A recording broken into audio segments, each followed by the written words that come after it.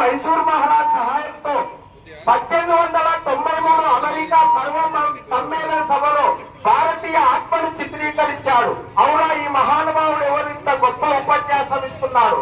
America సోదరి మహనీయులంటూ తన ప్రసంగం ప్రారంభిస్తే అక్కడ వచ్చిన అన్ని మతాల వారు ఒక ఆత్మ సత్యమే, మన భారతీయ ఉపనిషత్తుల ప్రకారం సత్యమేవ జయతే జ్ఞాన భక్తి యోగ కర్మాలను భారతీయులు సర్వే జన సుఖినో భవంతు వేదాలు చెప్తాయి. ఏ మతాలు చెప్తావో తెలియదు కానీ అందరూ క్షేమాలు కోరేది భారతీయ ఆధ్యాత్మిక తత్వం అని.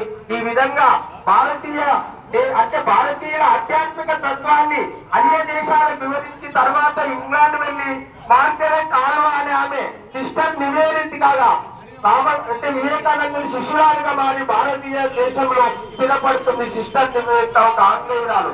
ఈ విధంగా ఆయన ప్రజానంద చాలా మంది భారతదేశంలో ఆధ్యాత్మిక వారసత్వం, ఆధ్యాత్మికం అంటేనే ముందుగా మనకు గుర్తుకొచ్చేది వివేకానంద స్వామి.